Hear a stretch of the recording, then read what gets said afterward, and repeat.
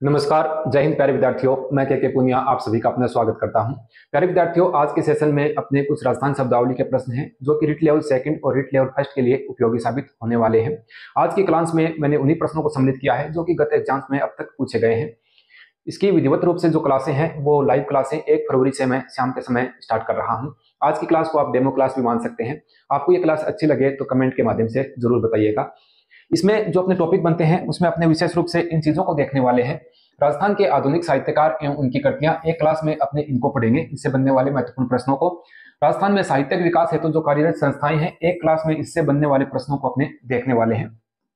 राजस्थानी रीति रिवाज एवं परंपराएं जो हैं इसके संबंध में भी एक सेशन में लेकर के आऊंगा। आज का जो अपना इंपॉर्टेंट सेशन है वो राजस्थानी भाषा एवं उनकी शब्दावलियां जो हैं, इसकी शब्दावलियां कई प्रकार की होती हैं कि किन चीजों को क्या कहा जाता है, तो उसको आज के इस सेशन में अपने देखने वाले हैं। तो पहला प्रश्न आपकी स्क्रीन पे ये है, इसको आप देख पा रहे हो। यहाँ आप पहले प्रश्न को देखिए, लप्पा लप्पी किरण बांकड़ी गोखरू आदि संबंधित है, किससे संबंधित है? ये प्रश्न बहुत ही ज्यादा इंपॉर्टेंट है क्योंकि आरपीएससी ने 2-3 बार इस प्रश्न को पूछा है। एक बार सेकंड ग्रेड में आया था और एक बार थर्ड ग्रेड का आयोजन जब आरपीएससी 2008 में आरपीएससी करवाया करती थी उस समय भी इस प्रश्न को पूछा गया था। इस प्रश्न को आज मैंने कम्युनिटी में भी अपलोड किया था। पहला विकल्प है मेवाड़ चित्र शैली के पात्र हैं, कृषिगत औजार हैं। तीसरा विकल्प कहता है भवाई नृत्य के कलाकार हैं। चौथा विकल्प कहता है राजस्थानी गोटे के प्रकार हैं। और पांचवा जो विकल्प है वो कहता है कि अनुत्तरित प्रश्न है, प्रश्न इसमें नहीं आ रहा है। आप अपने हिसाब से अनुमान लगाइए कि कौन सा विकल्प इसमें सही हो सकता है और साथ में मैं आपको आंसर बताता चलूं। तो सही आंसर जो है इसका राजस्थानी गोटे के प्रकार होते हैं। मैं यहाँ पर आपको बताना चाहूंगा, जो दुल्हन के घूंघट पे जो लगता है गोटा लगाया जाता है, जो घूंघट निकलता है, जो दुपट्टा होता है लहरिया, उसके यहाँ पर जो लगाया जाता है उसको ये क्या कहा जाता है? उसमें एक पतला रिबन काम में लिया जाता है, जैसे ये पतले वाला रिबन है, इसमें जो पतला रिबन लगता है उसको लप्पी कहा जाता है। इसमें लगने वाले पतले रिबन को लप्पी कहा जाता है। ठीक है, ये गोटे का प्रकार है। यहाँ पर जो गोटा लगाया जाता है ऐसे, उसको लप्पी कहा जाता है। और इसमें एक चौड़ा रिबन भी अंदर की ओर लगता है, उसको क्या कहा जाता है? उसको कहा जाता है चौड़े रिबन को लप्पा। तो ये लप्पा और लप्पी है। ठीक है, और उसके बाद में किरण जो है वो भी इसी का ही एक भाग होता है, वो अलग से लगता है। अपने उस चीज को भी अपने थोड़ा डिटेल में आप लोगों को दिखा देता हूं। लप्पा लप्पी के संबंध में बात हो गई। पहले लप्पे को देखिए, जब कपड़े पर गोटे की बुनाई चौड़ाई के आधार पर और गोटा ओढ़नी के आंचल में लगाया जाता है तब उसे लप्पा कहा जाता है। यहाँ किरण की बात करें, बादले की झालर को कहा जाता है। ठीक है, यह संग विवाहिता की साड़ी के आंचल और घूंघट वाले हिस्से में लगता है। ठीक है, ये भी घूंघट वाले हिस्से में लगता है और वो भी घूंघट वाले नीचे का जो हिस्सा होता है उसमें लप्पा और लप्पी जो गोटा है वो भी लगाया जाता है। तो ये यहाँ पर गोटे के राजस्थान में कई प्रकार हैं जिसमें लप्पा लप्पी गोखरू बांकड़ी किरण बीजिया मुकेश नक्सी इत्यादि सर्वाधिक प्रसिद्ध हैं। तो आप लोगों के ध्यान में आ गई होगी बात। लप्पा लप्पी किरण बांकड़ी गोखरू इत्यादि राजस्थानी गोटे के प्रकार हैं जो कि दुल्हन का जो दुपट्टा होता है उसके हिस्से में लगाए जाते हैं। जो पतला रिबन काम में लिया जाता है उसको कहा जाता है लप्पी और जो मोटा रिबन होता है चौड़ाई में उसको लप्पा कहा जाता है। दूसरा जो प्रश्न है वो आपके सामने है, निम्नलिखित में से डंकेली क्या है? ठीक है, पहला विकल्प है लहरिया का एक प्रकार है। दूसरा है वर पक्ष द्वारा वधु को भेजे जाने वाली चुनरी होती है। तीसरा विकल्प है कपास के बीज चरखी द्वारा अलग करना। और चौथा जो विकल्प है गांव में पानी भरने का एक पात्र होता है। तो यहाँ पर इसका डंकेली का जो सही आंसर बनता है, अपने को पता है कि लहरिया जो है उसका एक प्रकार होता है क्या? डंकेली।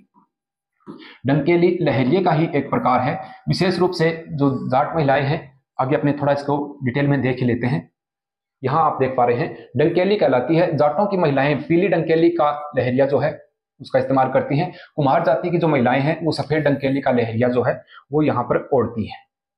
ठीक है, सफेद रंग का जो डंकेली है, तो डंकेली लहरिया का ही एक प्रकार होता है, याद रखना। आगे चलते हैं और तीसरा महत्वपूर्ण प्रश्न जो बनता है उसको अपने देख लेते हैं। राजस्थान, सॉरी ये तो वो मैंने आपको बताया था वही है। आगे चलते हैं। ताराबाद की ओढ़नी का पहनावा किस समुदाय की महिलाओं में प्रचलित है? यह प्रश्न आरपीएससी द्वारा कई बार सेकंड ग्रेड और स्कूल व्याख्याता में पूछा जा चुका है। ताराबाद की ओढ़नी का पहनावा किस समुदाय में प्रचलित है? तो यहाँ पर अपने पहले विकल्प की बात करें तो पहला विकल्प अपने सामने आता है, जाट समाज की महिलाओं में इसका प्रचलन है। दूसरा विकल्प यह कहता है कि आदिवासी महिलाओं में इसका प्रचलन है। राजपूत महिलाएं तीसरे ऑप्शन में दिया गया है और उपरोक्त में से कोई नहीं। तो ताराबाद की ओढ़नी जो है वो आदिवासी महिलाओं के द्वारा ओढ़ी जाने वाली ओढ़नी होती है, ताराबाद की ओढ़नी। ठीक है, तो इस प्रश्न का आंसर, सही आंसर जो बनता है ताराबाद की ओढ़नी आदिवासी महिलाओं में प्रचलन है इनका। ताराबाद की ओढ़नी है ज्वार बांध की ओढ़नी। इस प्रश्न को देखिए और बहुत ही शानदार ये जो प्रश्न है आपकी स्क्रीन पे है।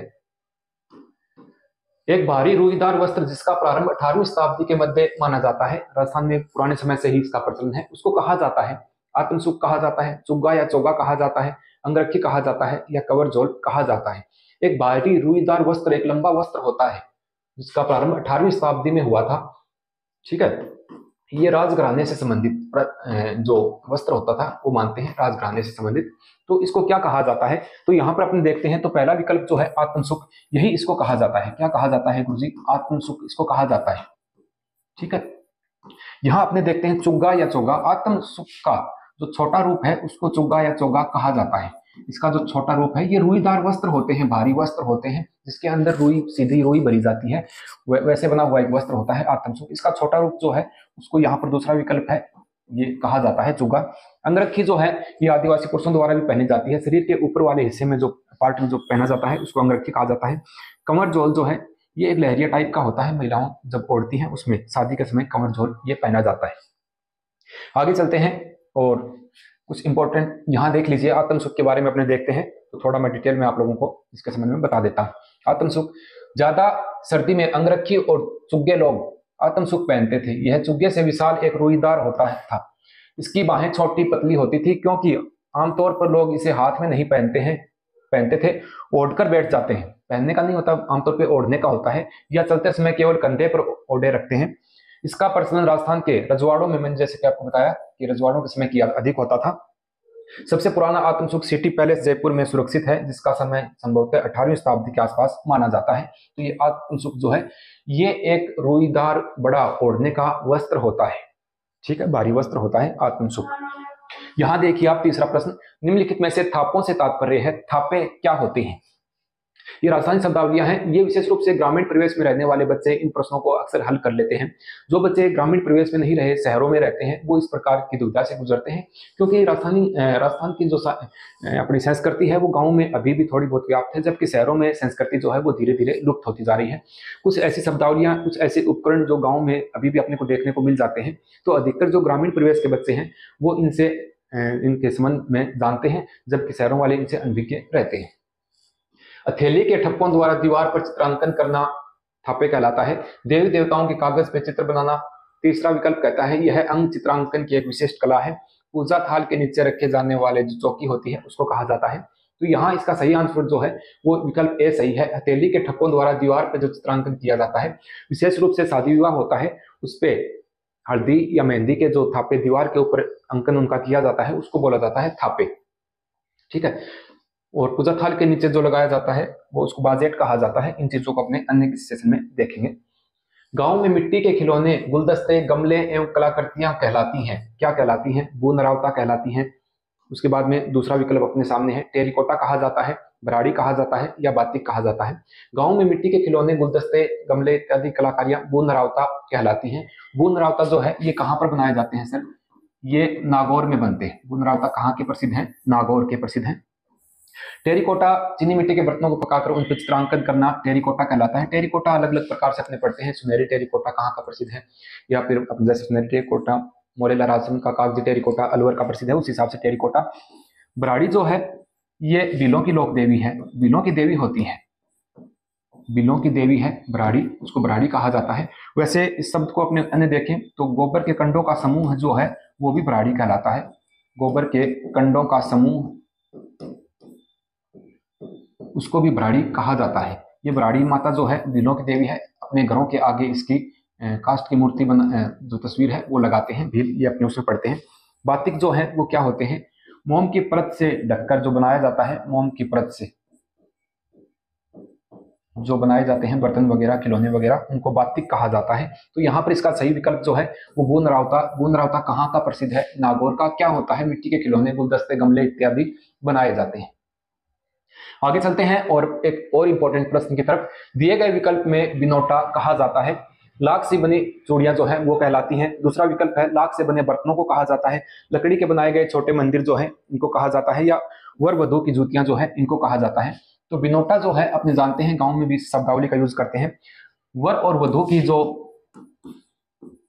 जूतियां होती हैं उनको कहा जाता है बिनोटा, उनको बिनोटा कहा जाता है। ठीक है, यहाँ पर लाख से बनी जो चूड़ियां हैं इनको मोखड़ी कहा जाता है। लाख से बनी जो चूड़ियां हैं वो सर क्या कहलाती हैं? उनको कहा जाता है मोखड़ी।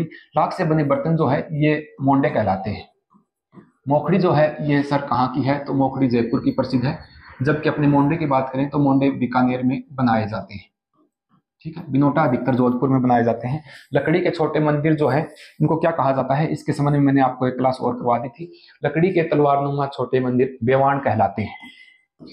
इनको बेवाण कला कहा जाता है, ये बेवाण कहलाते हैं। जबकि वर और वधू की जूतियां जो है इनको बिनोटा कहा जाता है। ठीक है, आगे चलते हैं। कांकड़ निम्न में से प्रयुक्त किया जाता है। कांकड़ शब्द निम्न में से प्रयुक्त किया जाता है। किसके लिए कांकड़ शब्द प्रयुक्त किया जाता है? खेत की मेड़ पे लगे पेड़ पौधों के समूह के लिए किया जाता है। दूसरा जो विकल्प है, ऊंट पर रखने वाली लकड़ी से बने मचान को कहा जाता है। ऊंट पे जो मचान रखा जाता है उसको कहा जाता है। अनाज एकत्रित करने वाली जो कोठियां होती हैं उसको कहा जाता है।